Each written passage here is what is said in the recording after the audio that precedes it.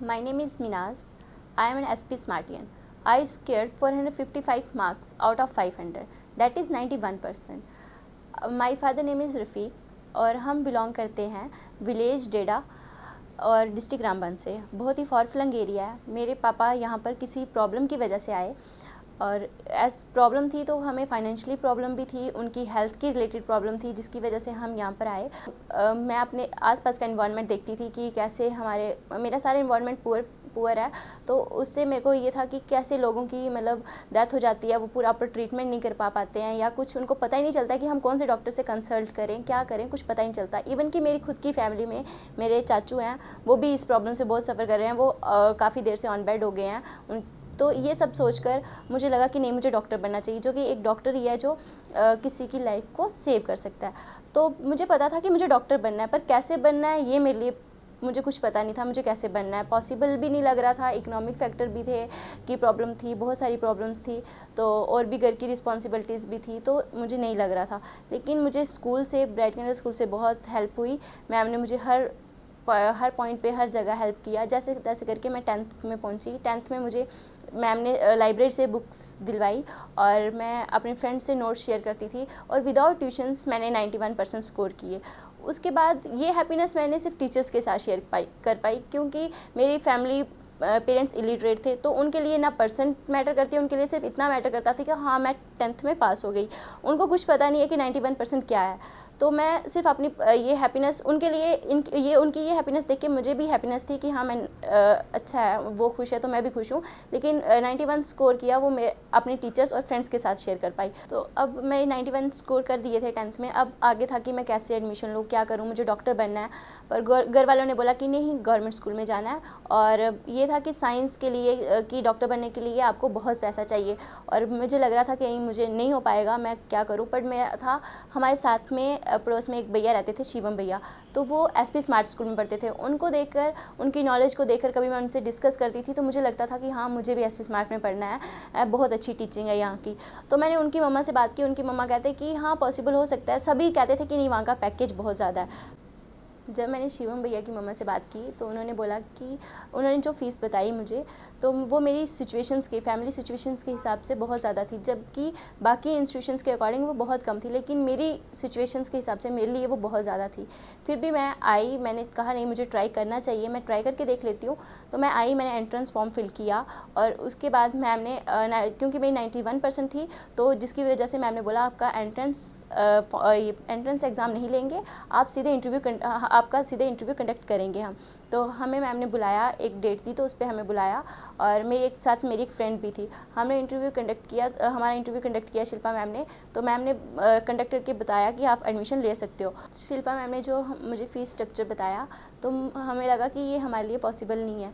हम चले गए घर। फिर रोते हुए गई मैं घर की, नहीं मैं नहीं पढ़ पाऊँगी। मेरा मन था एसपी स्मार्ट में पढ़ने का, क्योंकि यहाँ पे कॉम्पिटिटिव भी और एकेडमिक भी दोनों इकट्ठे पढ़ाए जाते हैं। ऐसे अगर किसी और गवर्नमेंट स्कूल में जाओ या कहीं भी जाओ, तो वहाँ पे पहले हम एकेडमिक करेंगे, फिर 12th के एग्ज़ाम्स के बाद हमें 3 महीने का क्रैश कोर्स वगैरह लो, फिर हम मतलब कॉम्पिटिटिव की प्रिपरेशन कर सकते हैं। तो ये मुझे लगा कि नहीं, एसपी स्मार्ट ही बेस्ट रहेगा, ताकि मैं नीट की प्रिपरेशन भी अच्छे से कर पाऊँगी।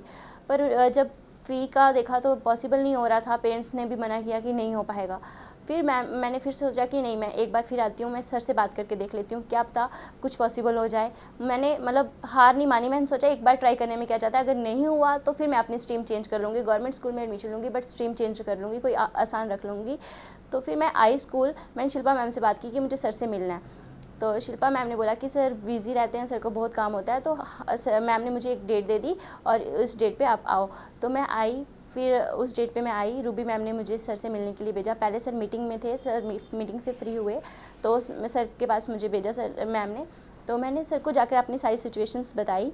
तो सर को मैंने बताया कि मैं 6 से यहाँ आना चाहती थी। तो सर ने बोला कि अगर पहले आती तो मैं तब भी तेरी हेल्प कर देता। सर ने मुझे 100% स्कॉलरशिप प्रोवाइड की, मुझसे कोई फ़ी नहीं ली, कुछ भी कोई पैसा नहीं लिया। फिर भी मुझे डर था कि नहीं, ये पॉसिबल नहीं हो सकता, सर मुझे 100% स्कॉलरशिप नहीं दे सकते, क्योंकि मैंने सुना था कि हाँ स्कॉलरशिप देते हैं, पर मुझे खुद पे विश्वास नहीं हो रहा था कि सर ने मुझे 100% स्कॉलरशिप दी। और फिर कुछ दिन के बाद, मतलब कोई 3 और 5 डेज़ के बाद स्कूल से कॉल आती है कि आके आप स्टडी मटेरियल ले जाओ। मुझे लगता हमें लगा कि स्टडी मटेरियल के साथ सिर्फ पैसे लेंगे और कैसे करेंगे, मतलब पैसे होंगे तो क्या करना है, क्या करेंगे, लाएं स्टडी मटेरियल नहीं लाएं। फिर भी हम आते हैं स्कूल स्टडी मटेरियल लेने के लिए आते हैं, तो यहाँ पता चलता है कि स्टडी मटेरियल की कोई फ़ी नहीं है, कोई कुछ भी नहीं है। फिर स्टडी मटेरियल लेके जाते हैं। फिर उसके बाद 20 अप्रैल को हमारी क्लासेस स्टार्ट हो जाती हैं। और जब मैं स्कूल आती हूँ तो यहाँ का इन्वायरमेंट बिल्कुल अलग लगता है। मैंने मतलब इतने बच्चे भी नहीं देखे होते हैं कहीं, और यहाँ का मतलब बिल्कुल अलग लगता है। फिर भी मेरे मन में डर रहता है कि शायद सर बाद में बोलेंगे कि फ़ीस लेनी है या समथिंग एल्स, ऐसा कुछ, पर ऐसा कुछ भी नहीं हुआ। मुझे यहाँ का इन्वायरमेंट बहुत ज़्यादा अच्छा मिला और हमें टीचिंग भी बहुत अच्छी मिली। बहुत यहाँ की फैसिलिटी बहुत अच्छी थी। मुझे बुक्स एफर्ट करने के लिए पैसे नहीं थे, लेकिन तब भी मुझे लाइब्रेरी से सारी बुक मिल जाती थी कि जो मुझे ज़रूरत ही नहीं पड़ी बाहर से बुक्स खरीदने की और ना ही ट्यूशन्स लेने की। और मेन था ही हमारे स्कूल का एसपी का कि हमें ट्यूशन्स नहीं लेनी है। और हम घर पे बैठ के मैं नहीं पढ़ पाती थी, क्योंकि मेरे पॉसिबिलिटी नहीं थी कि मैं घर पे बैठ के पढ़ पाऊँ, प्रॉब्लम्स होती थी। तो मैं सुबह जल्दी स्कूल आती थी, हमें 3:15 पे ऑफ होता था, लेकिन मैं घर नहीं जाती थी क्योंकि मुझे पता था मैं घर पे जाके नहीं पढ़ पाऊँगी। तो मैंने यहीं पे बैठना और 7 बजे तक 8 बजे तक बैठना और यहीं पे पढ़ना। चाहे डाउट हो तो डाउट्स हर टीचर से क्लियर करो, जो भी टीचर हमें पढ़ाते थे, चाहे वो हमें नहीं भी पढ़ाते थे, दूसरे टीचर से भी हम कंसल्ट कर सकते थे, अपने डाउट क्लियर कर सकते थे। और चाहे कोई भी प्रॉब्लम होती थी, मैं शिल्पा मैम से डिस्कस करती थी, वो मेरी हर प्रॉब्लम सॉल्व करती थी, चाहे वो स्टडी के रिलेटेड होती थी, चाहे ऐसे होती थी, कुछ भी होती थी।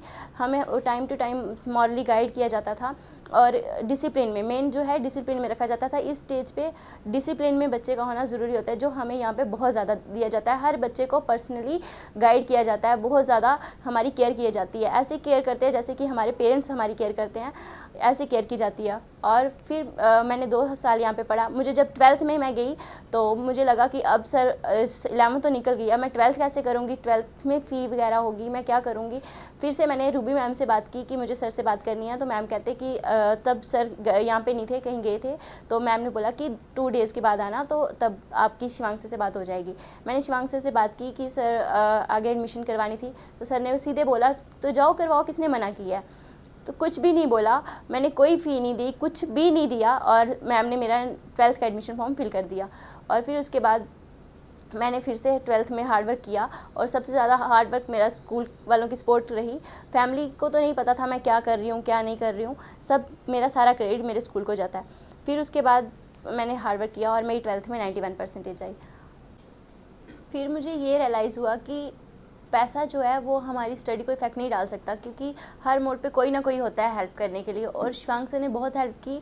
और यहाँ पे हर चीज़ का मतलब, एक छोटी सी स्टेट और अलग मतलब छोटा सी सिटी के कॉर्नर में शिवांग सर हर एक ऐसी मतलब बेस्ट एजुकेशन प्रोवाइड करने की कोशिश कर रहे हैं स्टूडेंट्स को, कि जो भी बच्चा पढ़ना चाहता है वो पढ़ सके, चाहे कुछ भी हो, कई मनी प्रॉब्लम उसकी स्टडी को इफ़ेक्ट ना करे। तो मैंने अगर करेज किया, थोड़ा आगे आने की कोशिश की, तो मुझे हेल्प मिली, तो सभी बच्चों को हेल्प मिल सकती है। और यहाँ पे बेस्ट है जो मतलब कि कहीं और नहीं है। अगर मैं शायद कहीं और होती तो मुझे नहीं लगता मेरे लिए पॉसिबल था कि मैं 91% लाती, और ये बहुत मुश्किल हो जाता। और मैं घर पे भी नहीं पढ़ पाती हूँ, तो मैंने पूरा टाइम ही, मैंने जो भी स्टडी किया है वो स्कूल में ही की है, घर पे बिल्कुल भी नहीं की है। घर पे मैं करती थी सिर्फ 2 आवर्स 3 आवर्स, क्योंकि मुझे छोटे भाई बहनों को भी पढ़ाना होता था और भी घर की बहुत रिस्पॉन्सिबिलिटीज़ होती थी, मैं घर पे नहीं पढ़ पाती थी। इसलिए मैंने जो भी पढ़ा वो यहीं से पढ़ के जाती थी। तो एज सर मतलब सब स्टूडेंट्स चाहते हैं कि बाकी भी आए, जो मेरे जैसे हैं और भी आके पढ़ना चाहते हैं तो पढ़ें, जो भी पढ़ें, डेडिकेशन हो उनमें और कोई एम हो उनका। परसेंटेज इफेक्ट नहीं करती है, बस ये है कि हमें लाइफ में कुछ करना है और सबको प्राउड फील करवाना है। और जो भी स्टूडेंट पढ़ना चाहते हैं वो आके यहाँ पे बिना डरे सर से बात कर सकते हैं, हमारे एसपी स्मार्ट से बात कर सकते हैं। वो अगर उनको पूरी हेल्प मिलेगी, और यहाँ जैसी टीचिंग कहीं नहीं है। और आई प्रॉमिस कि मैं डॉक्टर बन के दिखाऊँगी। मेरा अब ये एम है कि मैं नीट क्लियर करूँगी और डॉक्टर बन के दिखाऊँगी, और जिन्होंने भी मेरी हेल्प किया उनको प्राउड फील करवाऊँगी। ज़्यादातर मैं ये चीज़ कहना चाहूँगा कि सबसे बहुत बहुत मुबारक इस स्कूल को हो, एसपी स्मार्ट स्कूल को, जिन्होंने इतनी कॉपरेशन के साथ यहाँ तक हमारी बच्ची को पहुँचाया। और साथ में आगे आने वाले टाइम में भी हम अपने बच्चों की इसी की राह में भेजने की कोशिश करें, ताकि हम भी आगे बढ़ सकें।